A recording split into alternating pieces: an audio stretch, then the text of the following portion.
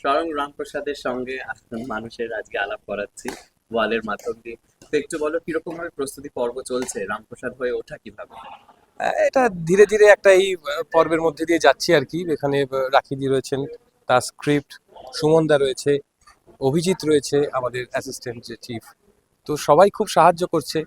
আর রামপ্রসাদ সম্বন্ধে আমার ব্যক্তিগতভাবে জানা রামপ্রসাদী গান বা তার কিছু বিশেষ বিশেষ ঘটনা, হালি শহরে জন্ম, বা এই যে মায়ের শাক্ত কবি ছিলেন বা মায়ের সেবা করতেন, সেই সব নিয়ে জানতে জানতে এই জার্নিটার মধ্যে দিয়ে আমিও যাচ্ছি। কারণ এই ধরনের চরিত্র আমি এর আগে অন্য একটা চরিত্র করেছি, অনেকগুলো চরিত্র, কিন্তু রামপ্রসাদ বা রামকৃষ্ণদেব সেই রাম চরিত্র নয়। আমি রামকৃষ্ণের ভাগ্নে করেছি একবার, হৃদে।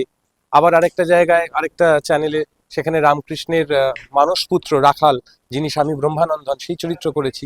কিন্তু রামপ্রসাদ হিসেবে এই প্রথম কাজ করার সুযোগ পেয়েছি রাখিদির দৌলতে। তো সেই জন্য কাজটা করতে তো খুব মজা লাগছে, একটা অন্য রকম চরিত্র। এতদিন আমি লাস্ট যে প্রজেক্টটা করছিলাম সেখানে একটা অন্য চরিত্র করছিলাম, সেখান থেকে একদম অন্যরকম একটা কাজ। এটার জন্য প্রচুর পড়াশোনা করতে হচ্ছে, প্রচুর গান নিয়ে জানতে হচ্ছে। তো সেসব নিয়ে দারুণ লাগছে। মানে কি কি জানবে, কারণ এই রামপ্রসাদকে নিয়ে পড়াশোনা করতে গেলে একটা অদ্ভুত আধ্যাত্মিকতা নিজের মধ্যেই তৈরি হয়। হ্যাঁ, কি কি হয়তো। বদলে না জীবনযাত্রায়? না, এখনো ঠিক জীবনযাত্রায় বদল আসেনি, কিন্তু আমাকে অনেকেই বলছে, আচ্ছা তুই কি এখনো মাছ মাংস খাচ্ছিস, তুই কি সব ছেড়ে দিবি তাহলে এইসবের জন্য? তো আমি এখনো সেসব কিছু ভাবিনি। আর রামপ্রসাদ তো নিজে সংসারী ছিলেন, তো অনেক ঘটনা আছে।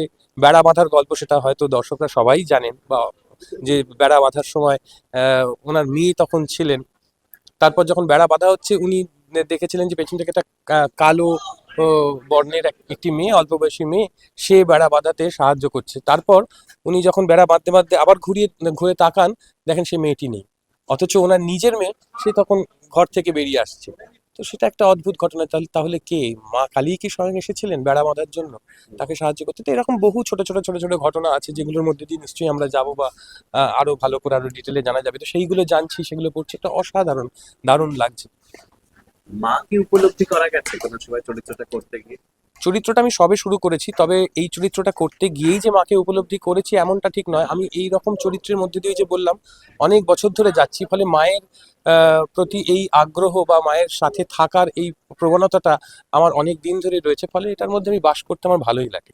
বা হয়তো আমি জানি না যে আমি একটু একটু করে মধ্যে দিয়ে যাচ্ছি কিনা, হয়তো যাচ্ছি। তাই মা বারে বারে বিভিন্ন ভাবে হয়তো চান যে আমি এ ধরনের চরিত্র করি, বা আমার নিজেরও অন্যরকম একটা ভালো লাগা তো আছে। কোনো মিল পেয়েছো রামপ্রসাদের সঙ্গে নিজের ব্যক্তি জীবনে, সিদ্ধার্থের সঙ্গে রামপ্রসাদের? ব্যক্তিগতভাবে মিল অনেক জায়গাতেই আছে। যেমন আমি আমি বলছি না যে আমি রামপ্রসাদের মতো কালী ভক্ত, আহ, কিন্তু আমি ভগবানে বিশ্বাস করি। আচ্ছা। কিন্তু সেই তুমি ভগবানের কালী বিশ্বাস, ভক্ত নন, ভগবানে বিশ্বাস। ভগবানে বিশ্বাস করি, সে যে কোনো ধর্মের যে কোনো ভগবানই হোক না কেন। কারণ ভগবান বিশ্বাসে আমার মনে হয় একটা শুভ বোধ কাজ করে। কোথাও যাচ্ছি, বা পরীক্ষা দিতে যাচ্ছি, বা কোথাও একটা নতুন কাজে যাচ্ছি, মনে হয় যে ঠাকুরকে প্রণাম করে একটুখানি করলে একটা মনের জোর পাই, একটা শক্তি পাই। তো সেই জন্য আমার ভগবানের প্রতি বিশ্বাসটা বরাবরই ছিল, এখনো আছে। তো সেটার মধ্যে দিয়ে আমি যাচ্ছি। রামপ্রসাদী কোন গান ভীষণভাবে তোমাকে উদ্বুদ্ধ করে? মানে রামপ্রসাদের কোন গান ছেড়ে কোন প্রচুর ভালো ভালো গান আছে।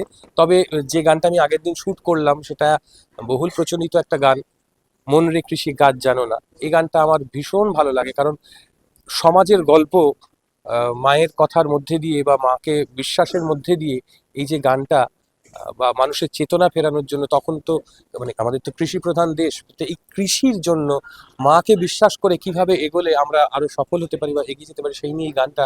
মনে রে কৃষি কাজ জানো না, এমন মানব জমি রইল পতিত, আবাদ করলে ফলতো সোনা। মনে রে কৃষি কাজ জানো না। তুমি গান শিখেছো? না, না, আমি গান শিখিনি, কিন্তু ওই অভিনয়ের জন্য যতটুকু জানতে হয় সেটুকু চেষ্টা করছি। যদি ভুল ত্রুটি, যদি না, অবশ্যই ভুল ত্রুটি আছে প্রচুর, সেটা একটু বানিয়ে গুছিয়ে আমি তো এগোই আমার মতো করে। বেশ, কি আসতে চলেছে যদি আগামী পর্বে কিভাবে আমরা দেখতে পাবো, একটু যদি না, একটুখানি বলে দাও দর্শকদের। হ্যাঁ, মানে রামপ্রসাদকে নিয়ে, রামপ্রসাদের গল্প তো এটা নয়, রাজরাজেশ্বরী রানী ভবানীর গল্পে রামপ্রসাদের যে ভূমিকা, সেটা নিয়ে আমরা এগোবো। তো দেখা যাক কিভাবে কি এগোয়, বা ঠিক কোন জায়গাটা ধরে বা কোন বিষয়টা ধরে আমরা এগোই, সেটা আমার কাছেও যে খুব পরিষ্কার এই মুহূর্তে তা হয়তো নয়। কিন্তু এই গল্পে রামপ্রসাদ রানী ভবানীর কাছে বা রানী ভবানীর জীবনের সঙ্গে কোথায় যুক্ত সেটাই বোধহয় এখানে মূল দেখার।